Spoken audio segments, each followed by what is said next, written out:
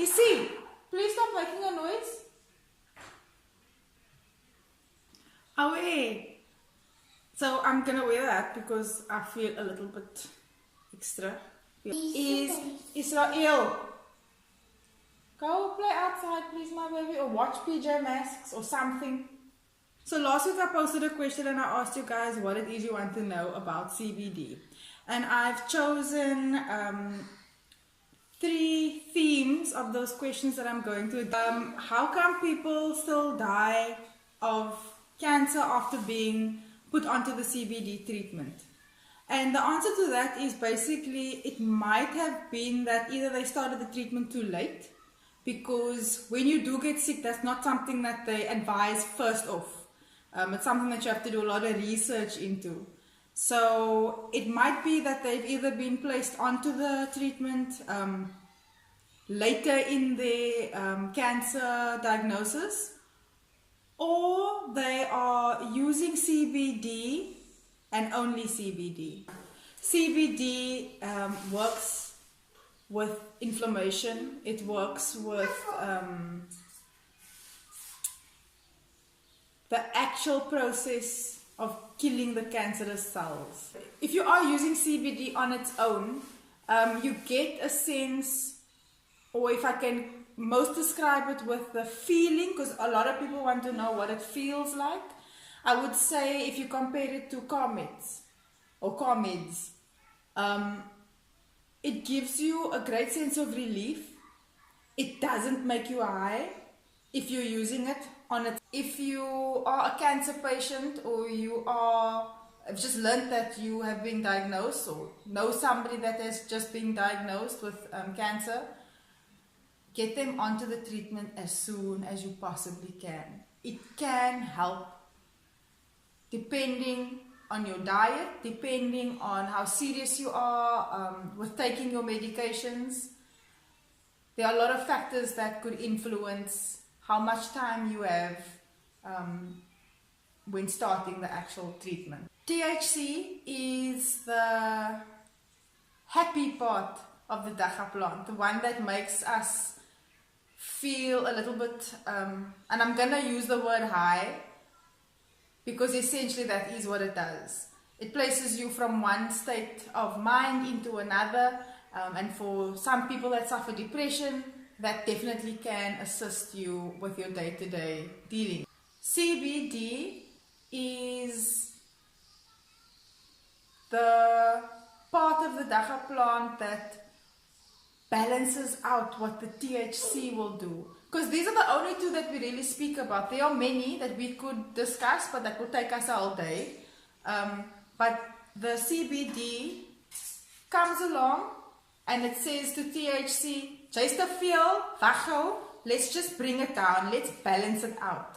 And the 2 work wonders when used together. A lot of people have, or if you go through some of the more,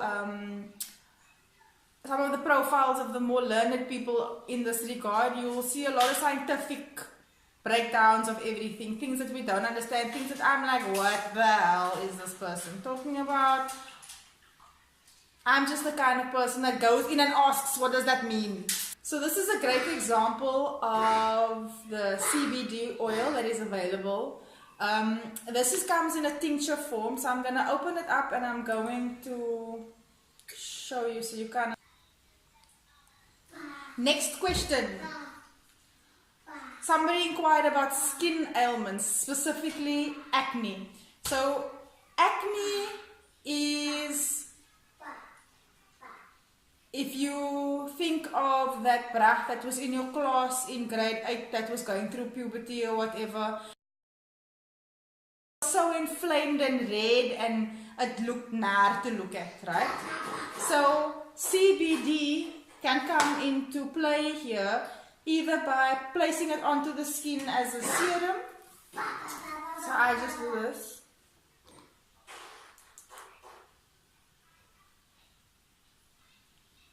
Like, because I had a breakout yesterday. I've got very sensitive skin.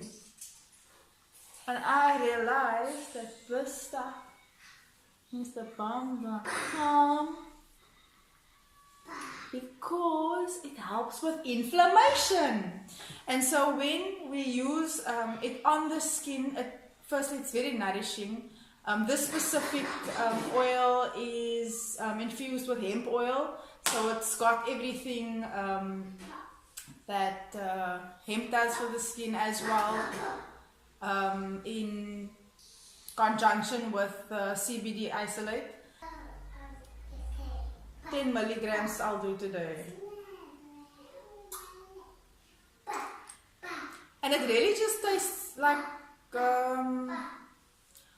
olive oil.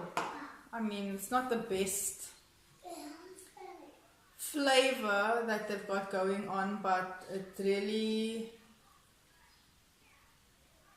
it's not bad. You're not gonna die. You're not gonna pull funny faces when you die. There's also the discussion around CBD and pain.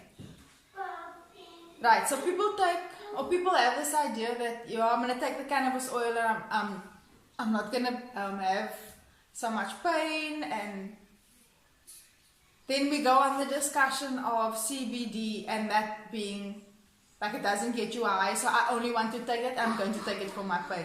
CBD helps with inflammation. Inflammation causes pain. And so we need to be very, very clear in understanding that when you are selecting CBD on its own, that you're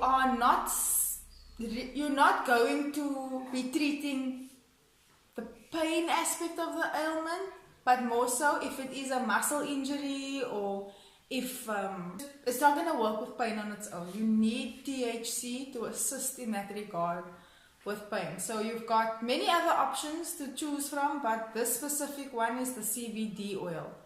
And so this is going to help you with your inflammation, which will reduce your pain. Somebody mentioned that you get it through breast milk. So yes, you do, but it's just classified something different. Our bodies generate something called anandamide, and if you are a scientific brain, or you did bio in high school, you will know that, yeah, it's called a compound that looks very similar to CBD. So what we produce in our bodies is not CBD, it's very similar to CBD, and it works with the system, which I will refer to because it's quite an extensive explanation, called the endocannabinoid system. And this system is what picks up all of these beautiful aspects of the dacha plant and feeds our body what it needs to help us live a better quality of life. So yes, our bodies don't produce CBD, but it produces something called anandamide. And anandamide gets passed through mother's breast milk.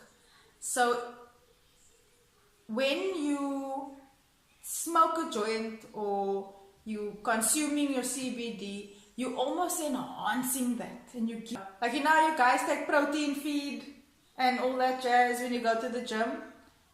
You're giving your baby just a little bit of a boost pertaining to that specific part of the plant, in mimicking what our bodies produce, anandamide, and giving it something very, very almost identical, and saying, here's a little bit more for a little bit more of a push, and that can really assist in your baby's development and immune system as an overall.